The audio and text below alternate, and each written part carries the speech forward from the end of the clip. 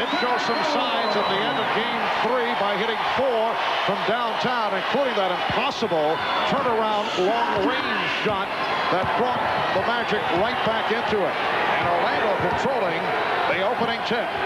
O'Neal, Anderson, Grant, they all handle it. Scott. Back to Shaquille. Rebounded by Akeem.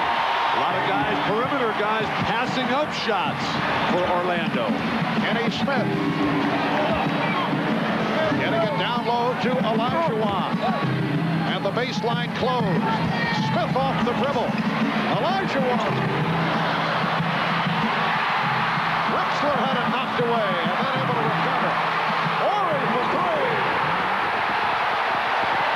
Already 2 offensive rebounds for the Rockets. They outscored the Magic in Game 3, 14-4 on second chance points. That was a huge stat. But that's Larry Bird. Make the opening 3. They can never catch you that way. O'Neal called for a traveling violation. Well, Robert Horry, you recall, hit a critical 3 with 14 seconds remaining in Game 3, and he's opened up from downtown. The Rockets 3, the Magic nothing. Good defense, Nick Anderson. Olajuwon. Rockets with a 5-0 lead. Well, Shaq would rather see Akeem shoot that little fadeaway jumper towards the baseline. We have a foul here, but instead of turning to the middle, that's when the whole Magic defense can get in trouble, and that's where Shaq can get in foul trouble. I've been watching Akeem all playoff long. I don't know what shot I would want him to take if I'm guarding him. He makes the most difficult shots of anyone ever. Kenny Smith was called for the hand-checking foul. Dennis Scott passing on the 3. Hardaway taking it. Yes. Anthony Hardaway has had the touch from downtown throughout the playoffs. Rockets with a 5-3 advantage.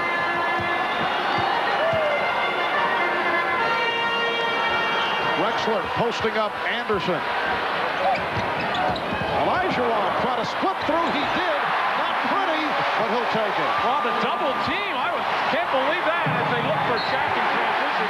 Bad pass by Hardaway, but Shaq, who was at the top there, came down to double team on Drexler, leaving the most dangerous offensive player on the floor alone, Akeem Olajuwon. Shaq has not been effective in transition in the finals. Drexler squaring up. Going to the spin and rejected. Hardaway not expecting the pass. Not a good one thrown by Scott. Well, he had his head down and was trying to gather speed, and really, Dennis Scott should not throw that ball. He knows that until he has eye contact with Penny Hardaway. Rocket players have been very understated, taking nothing for granted. There has been no celebrating. Kenny Smith said the other day, it was ours now. They would have given us the trophy after Game 3. Anderson for 3. Anderson with the save. O'Neal, pretty pass. O'Neal for Grant. Rockets 7, the Magic 5. Careless box out there by Clyde Drexler, assuming that the rebound was going to go somewhere else, and the Magic take advantage of it. Olajuwon starting with the crossover, going to the spin, and rebounded by Anderson. Here's Shaq in transition. Can't capitalize.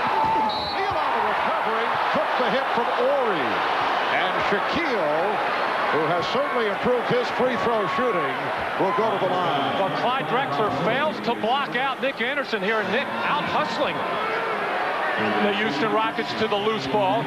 Beautiful feed, the dish inside to Horace Grant, and that's a tough pass to catch it in traffic, especially when that's low, but Horace Grant generally has good hands.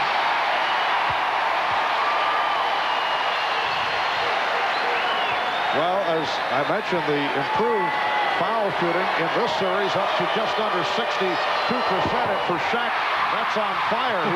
He was 6 of 11 in Game 3, but not able to hit on his first 2 attempts. That graph would come out as the ultimate roller coaster, Mark.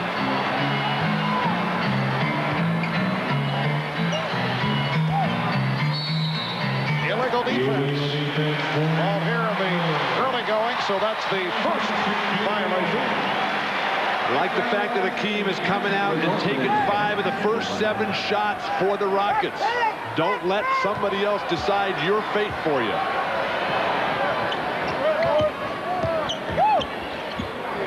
Ellie. Knocked away by Hardaway. It's a 4-on-3. Scott for 3.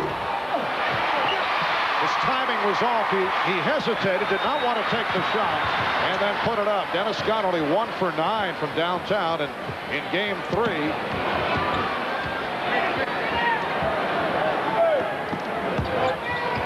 Olajuwon gives it up.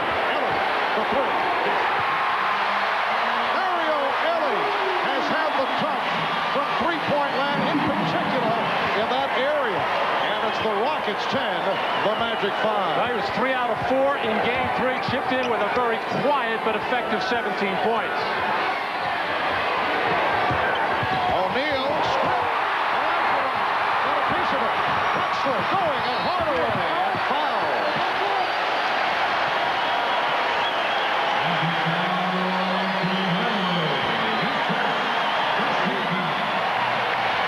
It is truly amazing what Clyde Drexler can do after his teammates knock it away down deep. Clyde Drexler, though, you can just see in his eyes, he's going to the hoop. Penny Hardaway, Nick Anderson, Dennis Scott, these guys are all very legitimate defensive players, and he ignores them and can get to the hoop at will. Dangerous defensive play by Hakeem Olajuwon. However, he is number 9 in the league in steals, and that was a steal, a low strip there, but that's how you can pick up a foul. And there we saw Drexler in the open court dribbling with his head down, but he does it effectively. Rockets 12, and the Magic 5. That's because he's not going to pass it. He dribbles with that head down. And Horace Grant with his second field goal. Remember, he started quickly in game 3. And a timeout has been called by the Rockets.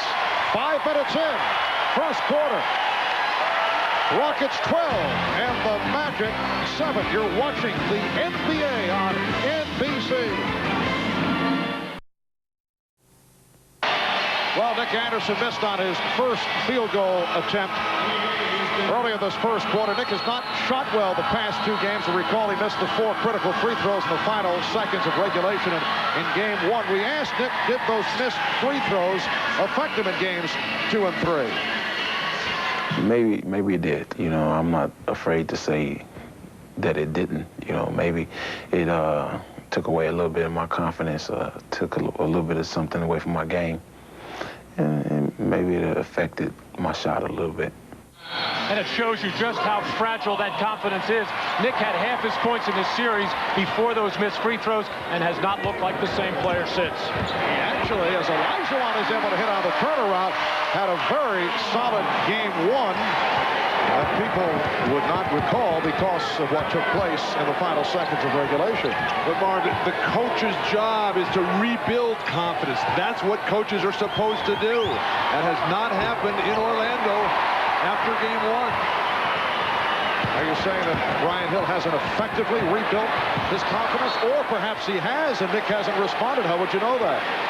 The coach has to keep working at it, but whatever has been done has not been enough. You got to run more plays for him. You got to constantly pump him up, post him up, something they haven't done regularly. Give him an opportunity to work his way out of it. Rockets with a 14-7 lead. Shot clock at 5. Drexler off glass. So for Clyde, his first field goal, and the Rockets lead 16-7. O'Neal off the double team. Recovered by Grant, snapped away by Drexler. Ellie in the open floor for Drexler, for Olajuwon. A beautifully executed fast break off the steal. We talked about it at the top. Quickness to the ball and teamwork. 20-second timeout taken